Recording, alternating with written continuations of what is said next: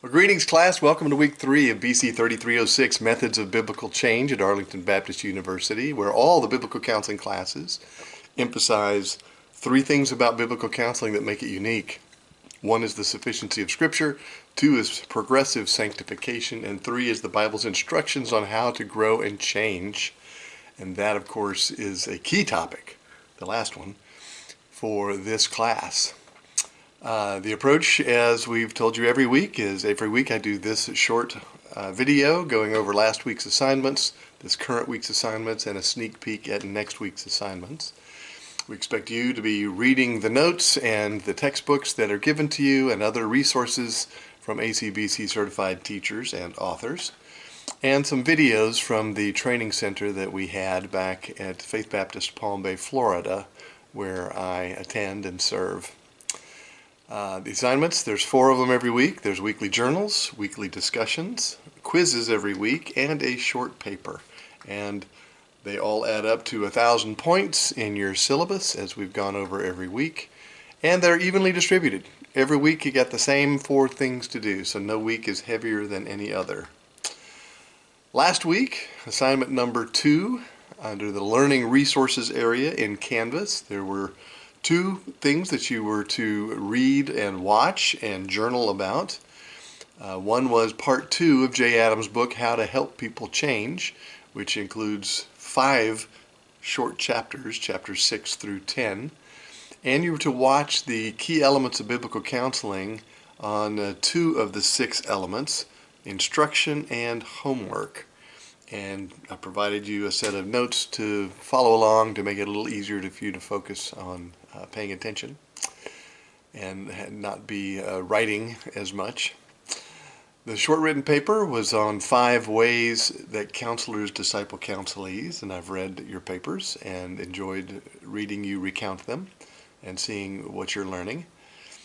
And you had a journal and a discussion board and a second quiz. We gave you the links to the video on instruction and homework.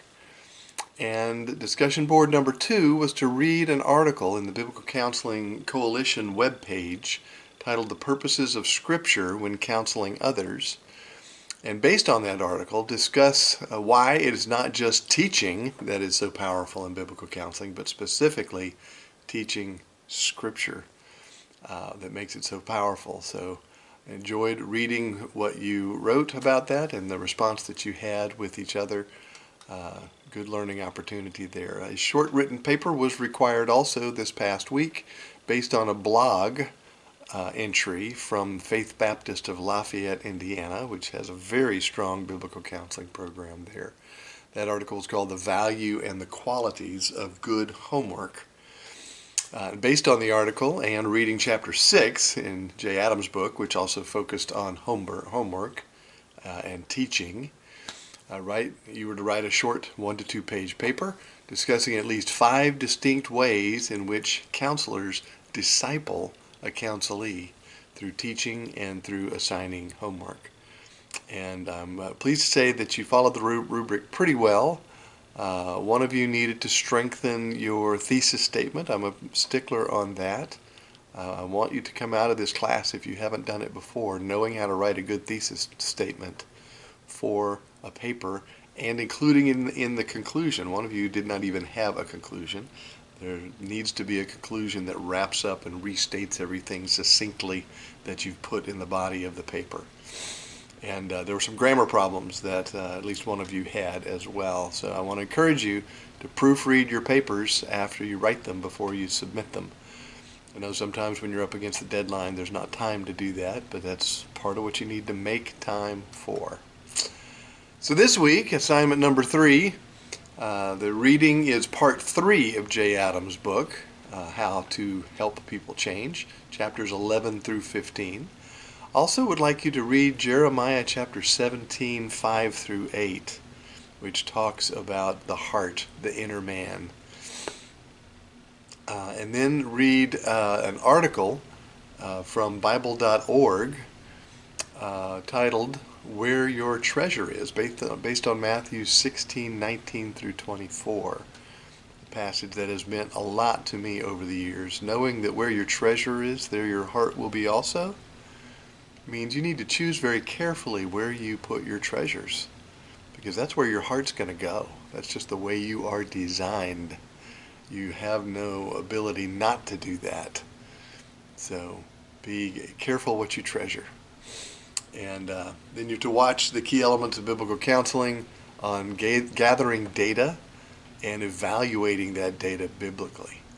And again, I've provided the notes for you to fill in the blanks as you watch that video. Got a short written paper on what does the Bible mean by heart, and I'll tell you a little more about that on the next page. And complete your journal and your discussion based on the 4 things that you were reading and watching. And then of course there's quiz number 3, because there's a quiz every week. Here are the links to the gathering data and evaluating data biblically videos. So watch those carefully, take good notes, and journal about them. For the discussion board and the examination of your own heart, what do you find when you look at your treasures?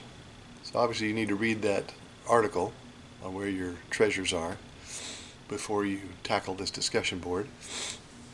And how do those things that you treasure hold you back from a closer relationship to the Lord? And how do they hold you back from making necessary changes in your life? In respect to your fellow classmates, I'm asking you to keep this vague. We're not asking you to give us all the gory details of your secret sin life, although that can be healthy in a counseling situation, obviously. But in class, we need you to be a little more discreet, but do talk about in general how you are engaged in the struggle. Please post your findings for class discussion and comment on others as they write theirs. Then the short written paper this week would like you to read the Bible dictionary definitions of heart, and there are many. There's the BibleStudyTools.com dictionary link there, and also in the assignment in Canvas. And then based on the article that you read on where your treasure is, and the reading that you did in Jeremiah 17:5-8, describe how and why the Bible uses the term heart to mean the inner man, not the organ that's pumping in your chest with auricles and ventricles pumping blood around your veins and arteries. And as always, follow the rubric. Give me a good introduction with the last sentence being a thesis statement and a good conclusion paragraph to get full credit for the paper. All right, sneak peek at next week. Assignment number 4. You'll be reading part 4 in Jay Adams' book, How to Help People Change, chapters 16-20, which talk about correction.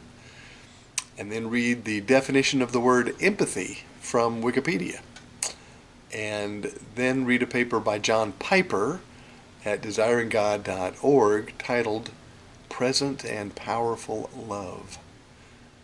There's a short paper. The topic is, the input for it is an article by Jim Neuheiser called Talk to Me, Don't Text Me, which has to do with if you're going to confront someone, it's best to do it in person, not in writing. Complete your journal and the discussion board, and of course quiz number 4. So for that discussion board next week, not this week, in a 1.5 to 1 page essay, write about a time when someone corrected you and did so in a biblical way. Share with the class the impact this made on your life and your future ministry. And then post your paper for the class to see. Then for the short written paper, based on that article, Talk to Me, Don't Text Me by Jim Neuheiser, which is at biblicalcounseling.com. Based on that paper, write a 1 to 2 page short paper indicating if you agree or disagree with the premise of the paper, which is that it's better to correct someone in person rather than in writing. List several pros and cons of correcting in person as you make your case. And be sure, as always, follow the rubric. Good thesis statement, good intro, good conclusion. God bless you, and if you have any questions, don't hesitate to email or text. And please check your email daily in case I'm emailing you. It is the primary communication mode that we have at Arlington, especially in online classes like this one, where I am 1,000 miles away from you. God bless, and let me know if you need anything else from me.